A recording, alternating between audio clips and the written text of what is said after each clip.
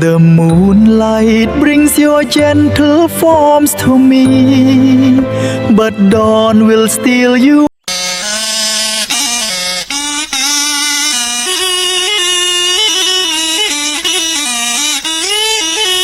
រឿង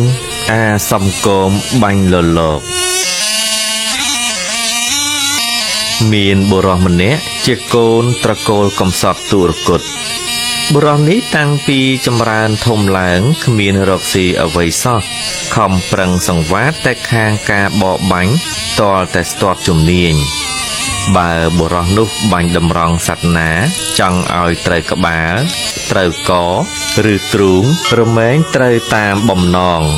តែរូបឆោមលោមពណ៌បុរសនោះអាក្រក់មៀតស្គមកំប្រឹងសក់ក្រញាងមុខក្រញោះអ្នកស្រុកគេដាក់ឈ្មោះហៅថាអាសំគមបាញ់លលកព្រោះវាតែងតែដើរបាញ់លលករាល់ថ្ងៃ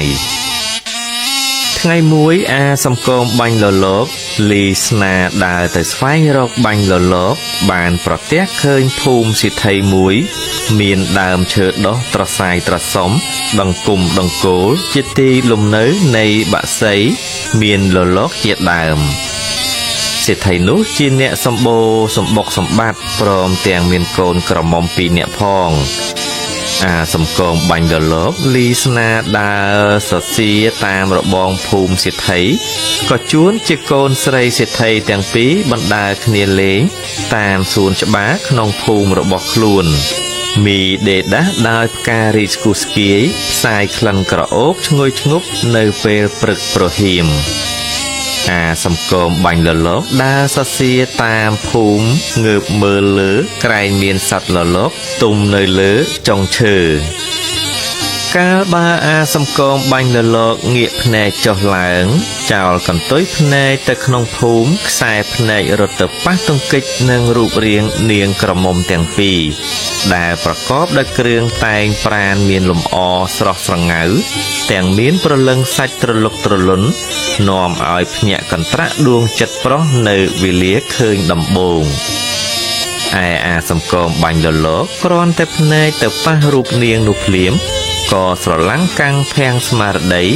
ភ្លេចខ្លួនជ្រុះទាំងស្នាទាំងព្រួញដល់ដីអាសំគមបាញ់លលកតាំងពីបានឃើញកូនសិទ្ធិក៏ស្រឡាញ់ជាប់ក្នុងចិត្តនឹកឥតភ្លេចហើយក៏ទៅផ្ទះថ្លែងប្រាប់ឪពុកម្ដាយនិយាយនឹងម្ដាយឲ្យទៅដណ្ដឹងកូនសិទ្ធិឲ្យ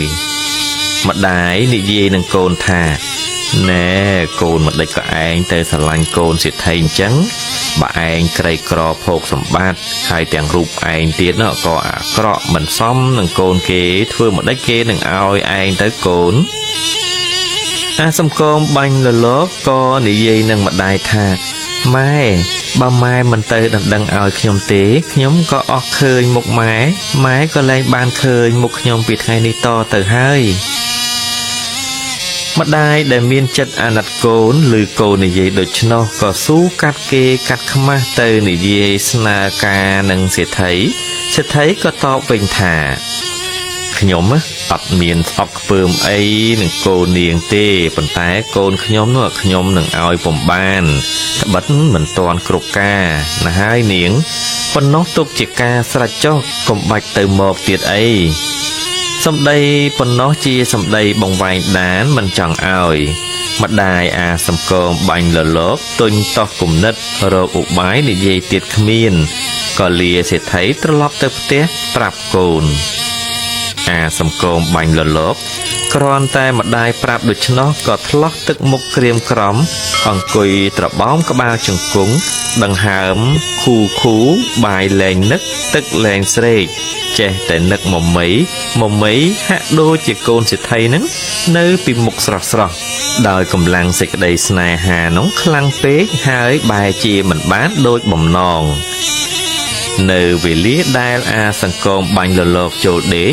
ក៏ចូលទៅទាំងនឹកអាល័យទៅជាមមើស្រែកច្រៀងទាំងយប់ថា The moonlight brings your gentle forms to me The moonlight brings your gentle forms to me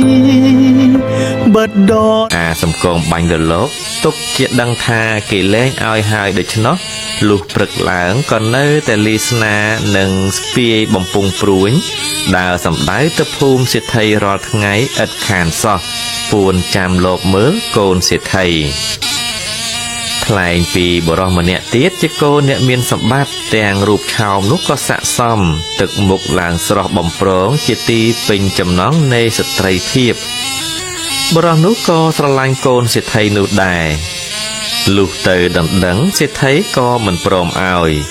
បុរសនោះទុកជាដឹងថាគេមិនព្រមឲ្យក៏នៅតែលបមើលកូនសេដ្ឋីរាល់ថ្ងៃជួនជាពេលមួយបុរសនោះក៏ទៅអាសំគមបាញ់រលកក៏មកជួបគ្នាហើយអាសំគមបាញ់រលកសួរថាអ្នកឯងទៅណាបុរសនោះឆ្លើយថាខ្ញុំមកលបមើលកូនសេដ្ឋីនឹងណាឆ្លើយហើយសួរថាចុះឯងមកធ្វើអ្វីដែរអាសំគមបាញ់រលកឆ្លើយថាខ្ញុំក៏មកមើលកូនសេដ្ឋីដែរបុរសនោះថា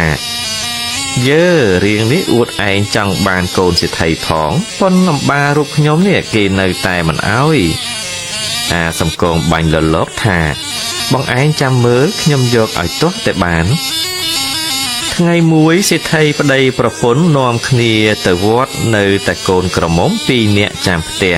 អាសំគមបាញ់រលកដឹងដូច្នោះក៏រកឧបាយគ្រានោះជួនជាមានសត្វរលកមួយទុំនៅលើចុងឈើមុខផ្ទះសេដ្ឋីអាសំគមបាញ់រលកបានឱកាសក៏យឹតស្នាបាញ់លឺសូរក្លឹងប៉ាប់ស្រាប់តែរលកទៅធាក់ជើងទៅទះស្លាប់នៅទីធ្លាមុខផ្ទះលំដាប់នោះកូនក្រមុំសេដ្ឋីម្នាក់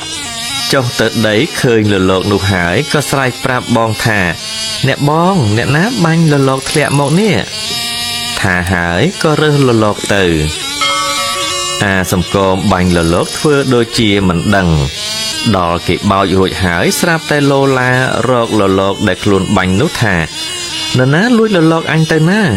តែអញរកឃើញមុខជាប្តឹងរាជការឲ្យយកទៅដាក់គុកពុំខាននាងក្រមុំទាំងពីរនាក់ឮដូច្នោះក៏ភ័យស្រែកប្រាប់ថារលកបងឯងខ្ញុំយកមកនេះហើយអាសំគមបាញ់រលកស្ដីគំរាមឲ្យថាមិនក៏ហ៊ានលួចយករលកអញត្រូវយកមកឲ្យអញកូនសេដ្ឋីក៏យករលកមកឲ្យអាសំគមបាញ់រលកថាទេរលកអញនៅរោមនៅស្លាប់ឥឡូវនាងឯងយកទៅបោចរោមស្លាប់អស់ហើយក្រែងតែអាំងឆ្អិនឲ្យអញបានអញយកនាងក្រមុំទាំងពីរនាក់ក៏យកទៅអាំងឆ្អិនហើយយកមកឲ្យអាសំគមបាញ់រលកថា